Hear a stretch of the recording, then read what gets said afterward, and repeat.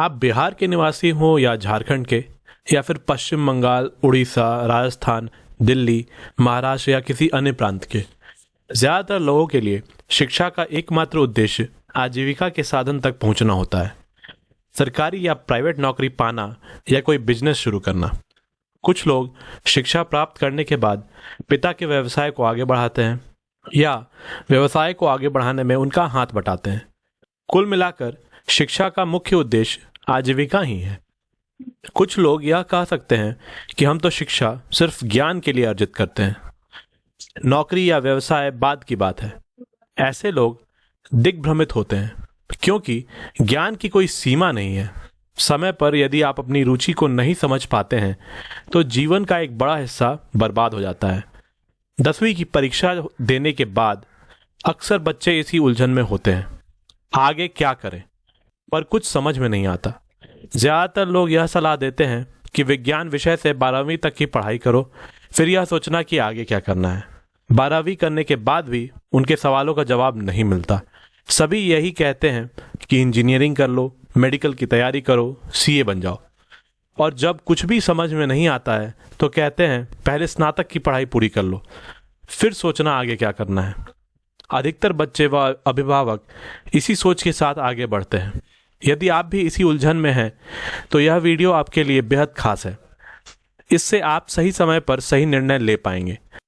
यदि आपने 10वीं की परीक्षा दे दी है तो आपकी उम्र 14 से 16 के बीच होगी या उससे कुछ अधिक। ऐसे में आप नासमझ नहीं हैं।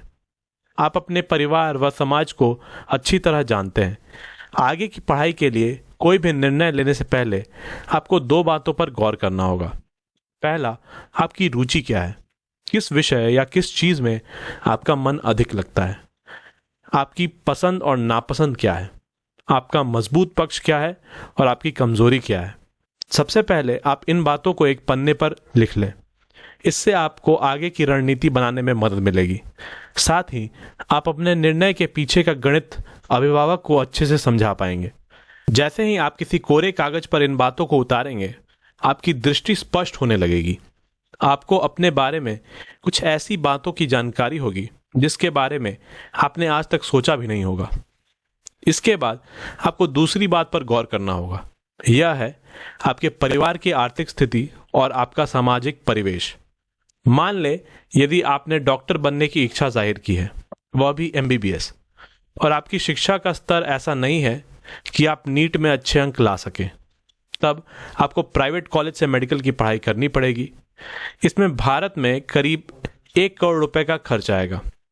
वहीं रूस व अमेरिका जैसे देशों में पढ़ाई पर 4 से 8 करोड़ रुपए का खर्च आएगा।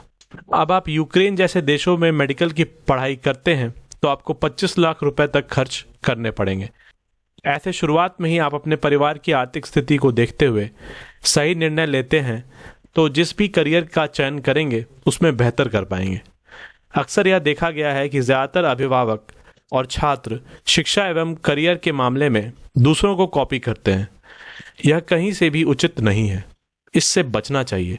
आपको अपने करियर का चयन ऊपर बताई गई 2 बातों को ध्यान में रखकर ही करना चाहिए। यदि आप कंफ्यूजन में हैं और यह निर्णय नहीं ले पा रहे हैं कि आपकी रुचि क्या है, आपका मजबूत पक्ष और आपकी कमजोरी क्या है, तो DMIT dermatoglyphics multiple intelligence test report के माध्यम से यह पता लगा सकते हैं। इसमें आपको करियर से संबंधित भी कुछ ऑप्शन दिए जाते हैं जिससे आपका विजन काफ़ी क्लियर हो जाएगा। अक्सर यह देखा गया है कि बड़े शहरों में लोग इसके लिए करियर काउंसलर की मदद लेते हैं। यह भी सही ऑप्शन है, पर जो काम लोग 12वीं या स्नातक के बाद करते हैं, यह 10वीं के बाद या उससे ठीक पहले करना ज़रूरी है, क्योंकि 10वीं के बाद साइंस, आर्ट्स, कॉमर्स ही ऑप्शन नहीं है, बल्कि आप ITI एवं पॉलिटेक्निक के साथ कई प्रोफेशनल कोर्स भी कर सकते हैं। मेडिकल के क्षेत्र में काम करने के लिए भी कई कोर्स 10वीं के बाद ही किए जा सकते हैं। इस आलेख में आपको उन सभी कोर्स के बारे में जानकारी मिलेगी जिन्हें आप 10वीं के बाद कर सकते हैं। ये कोर्स करियर के लिहाज से बहुत ही अच्छे हैं। महज 2 या 3 साल में डिप्लोमा कोर्स के बाद आप 15 से 25 हज़ार रुपये तक की शुरुआती नौकरी पा सकते हैं। साथ ही कुछ दिनों का अनुभव लेने के बाद आप इस सर्टिफिकेट के माध्यम से सरकारी मदद लेकर अपना काम भी शुरू कर सकते हैं।